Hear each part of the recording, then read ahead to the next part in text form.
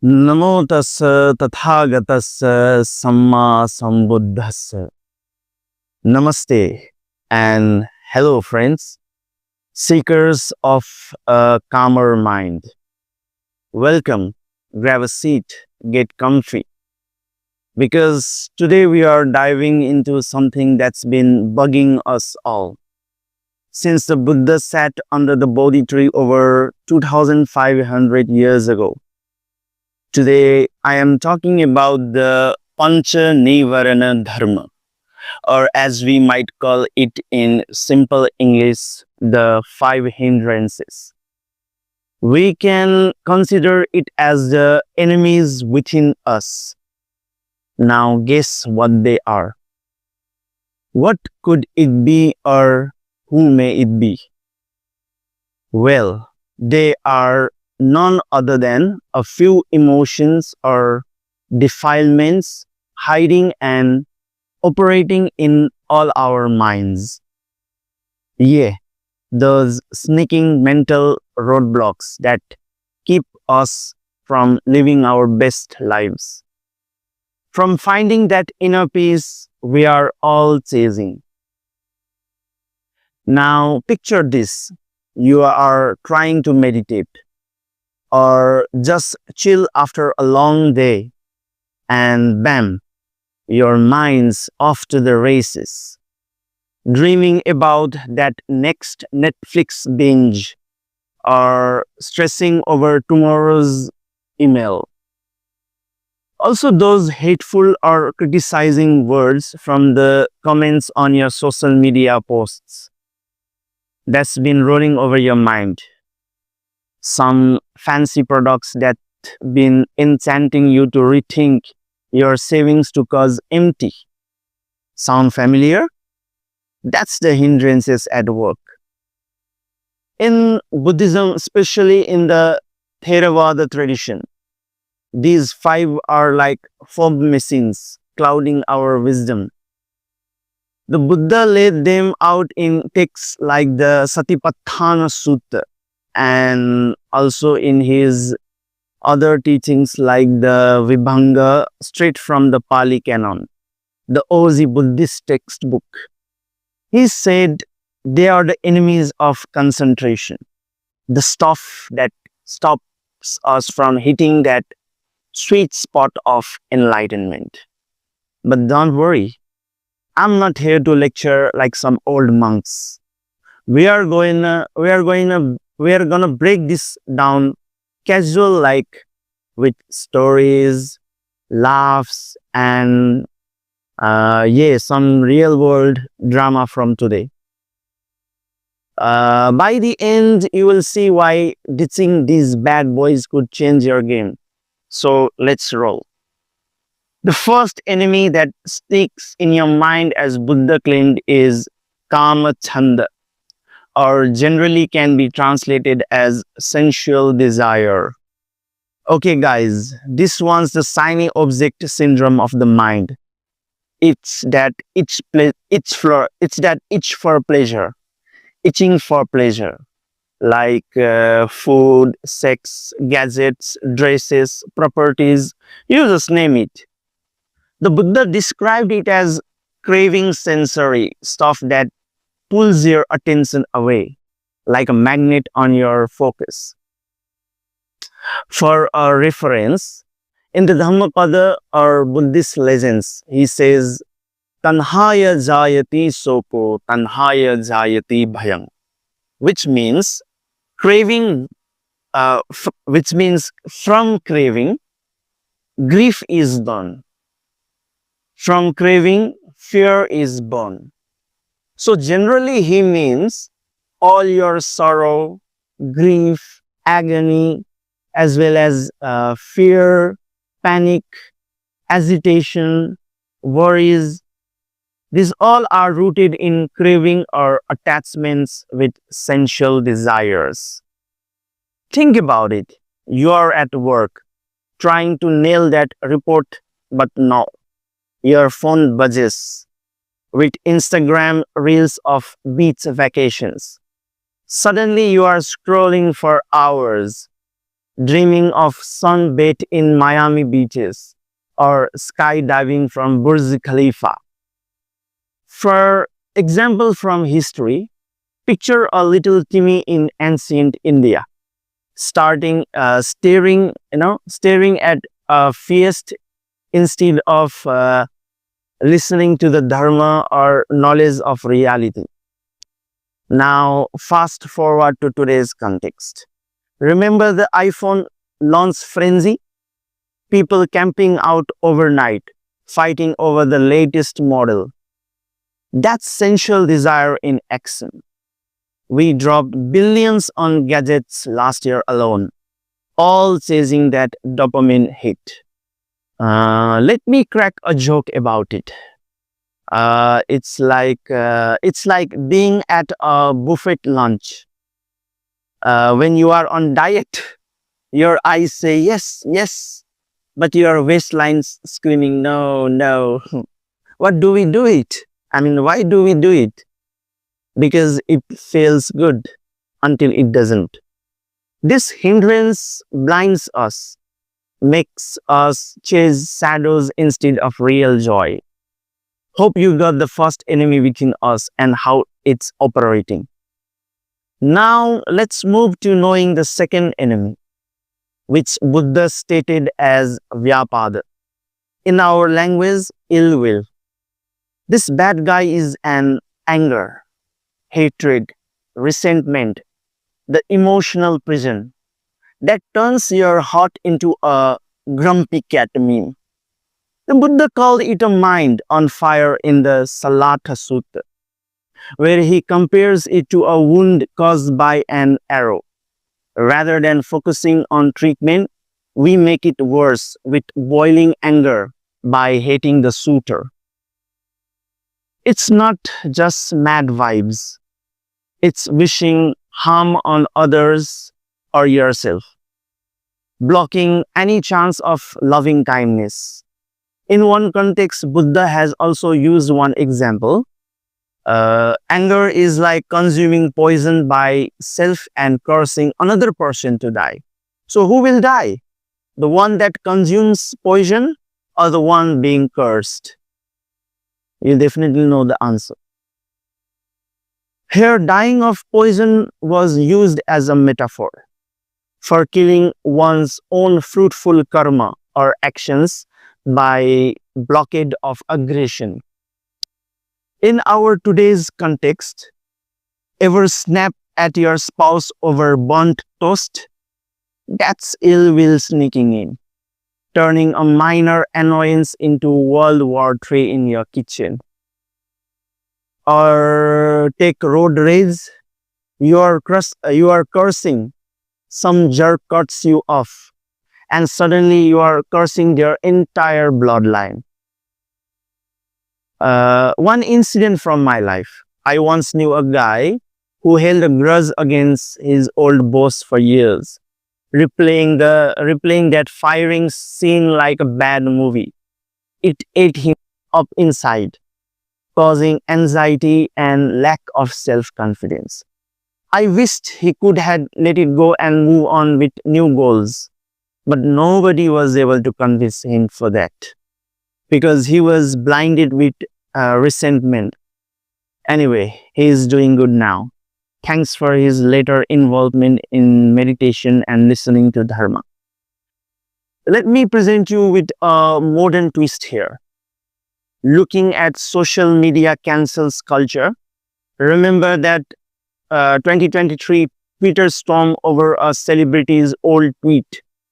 Young people piled on with pure venom, doxing and hating, ill will gone viral, millions of angry comments, zero peace.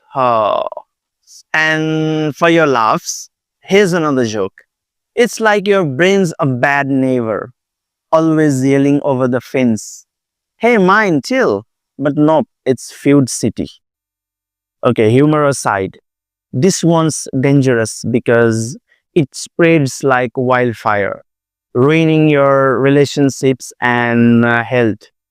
Studies show chronic anger spikes heart attacks. Okay, it's sufficient examples and references to recognize the second enemy. I'm continuing to third one on the list. This one called Thina Middha, which means sloth and torpor, or in simple word, laziness. This is the I can't even of mental states.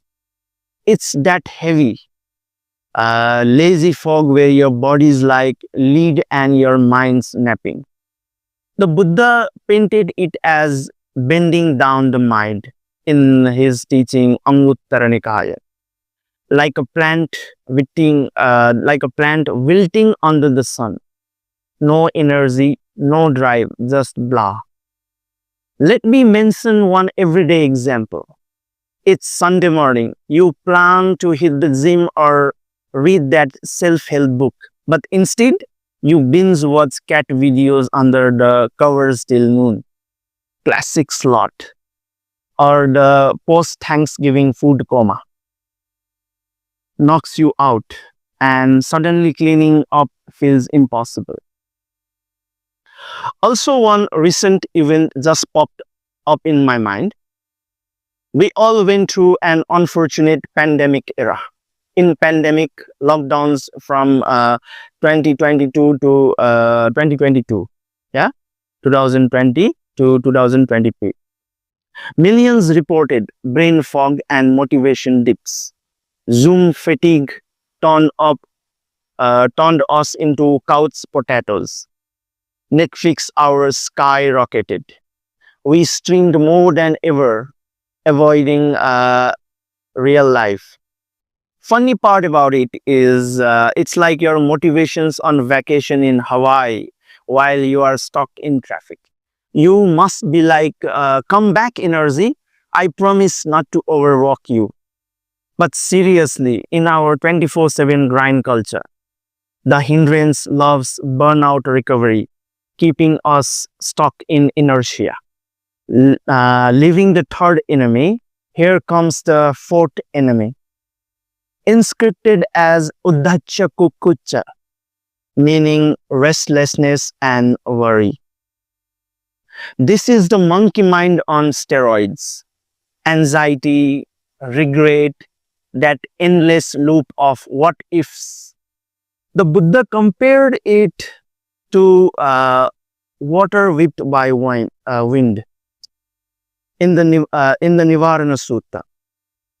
Literally, water whipped is known as water is whipped by wind through a process called wave generation, where friction and pressure differences transfer energy from the wind to the water's surface, creating waves and spray. Just like that, all choppy and unsettled. Kukucha is that bad conscience nagging about past screw-ups. Now picture this. You are lying in bed, lights out, but your brain's hosting a worry party. Did I lock the door? What if the boss hates my ideal? Remembering that embarrassing picture I posted mistakenly. Worry wins and sleep loses. Let me again present you another real life example. One known person of mine, frightened over every flight, fears. Check the weather app 50 times. Imagines crashes.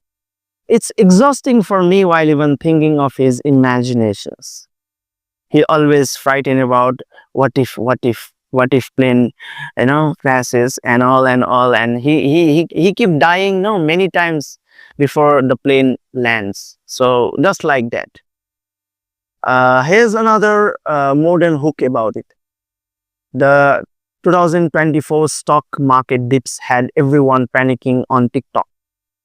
Doom scrolling economic crashes. Anxiety apps boomed, but so did therapy weights. Restlessness in the digital age.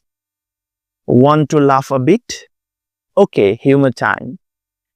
It's like your thoughts are caffeinated squirrels in a nut factory, bouncing everywhere, no chill. Sit still, brain. We are trying nap here. And we are trying to take nap here. Okay, time's up. Acknowledging the fourth enemy. Here comes the last enemy, which is the sneaky one.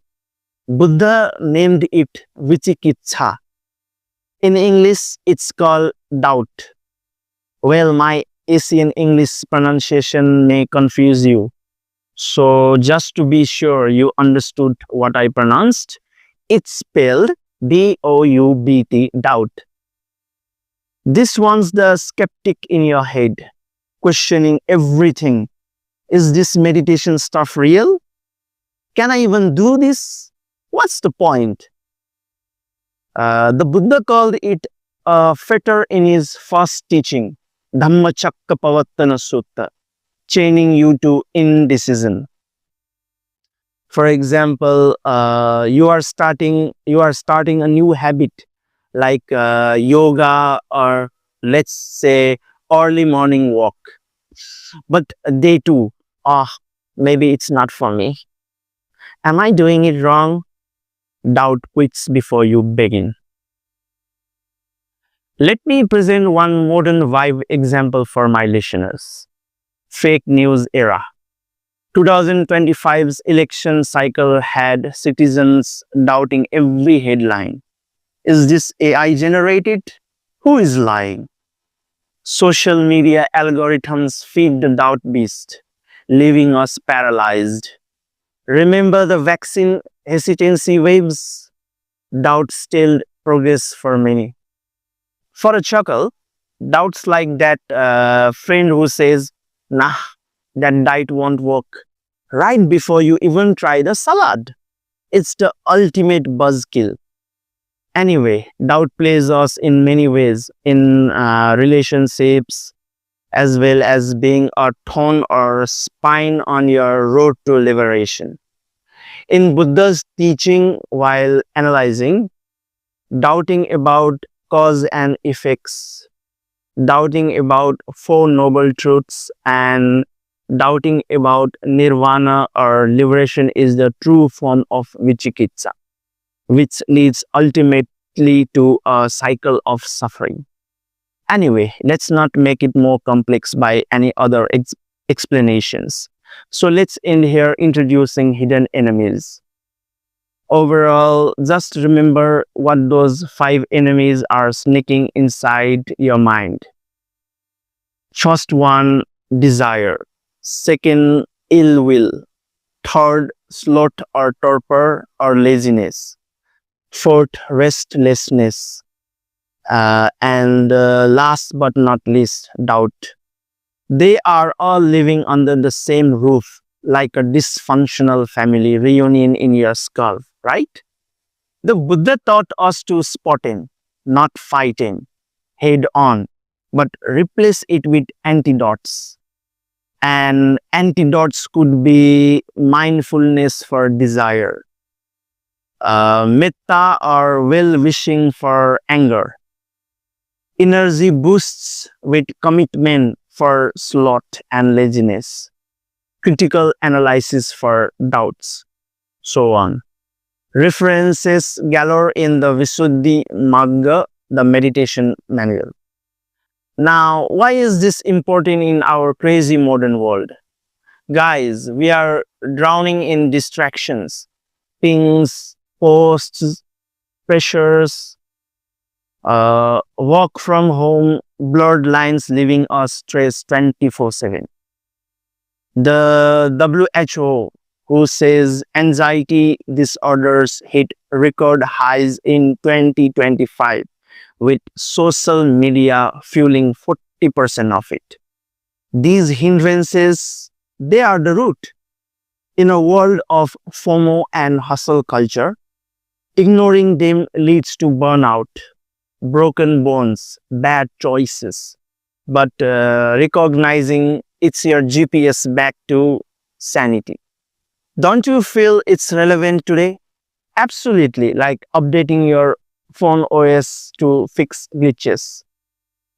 So, what are the benefits of understanding these hindrances? Listening to me for many minutes, I won't let you go without making your time worth it. So, why are these learnings important to know? Because it is game changers, my friends. First, clearer mind. Spot desire before it derails your goals, like ditching impulse buys for savings. Second, better relationships, no more ill will explosions. Respond with calm, build deeper connections. Third, boosted productivity, beat sloth, and watch tasks flow. Less worry means better sleep, sharper decisions. For spiritual practitioners, it opens doors to real joy, not fleeting highs. Studies from mindfulness research application shows that users report claims 30% less stress after tackling these hindrances. Personally, I have seen friends quit toxic jobs by doubting less and thriving more. Some were able to rebuild their almost broken relationships. Some were able to achieve goals that seemed impossible at the beginning. And just for your experiments, all those peaceful people in the world, people with generosity and mostly walking on the path of joy, just check them, analyze them, talk to them. You will find that they have already acknowledged who are the true enemies. Enemy from outer world or the enemy within you is more harmful. So rather than panicking or cursing the outer world, they are already dealing with their minds. It's empowerment. Turn obstacles into stepping stones. Great people always advised, look within you, look inside. We youth pumped up our minds, always confused what it means. But now no more confusion. Looking inside means acknowledging your hidden enemies, working calm and slowly terminating from your priceless mind. Once you are able to terminate them totally, peace follows you, just like satisfaction after cleaning your stuffy room. Okay, I don't intend to keep speaking for long as I don't want my wonderful listeners to get bored or annoyed by my voice. Here I wrap up. Just let me paint one last picture before I say farewell. Imagine a world where your mind's a clear mountain stream, not a stormy sea. You have overcome these hindrances, these hidden enemies, not by force, but by gentle awareness. Feel that peace, that's nirvana or the salvation peeking through. The Buddha didn't promise easy, he promised freedom. So, dear friends, next time desire tugs or doubt whispers, just pause and then breathe. Choose consciousness. You are not alone. Join the lineage of awakened minds. Start today. Your truer self is waiting. Thank you for your time and attention. Hope to join again in another topic with your curiosity and smiling faces. I wish you all a healthy and peaceful life ahead. Bhavatu Sabba Mangalam.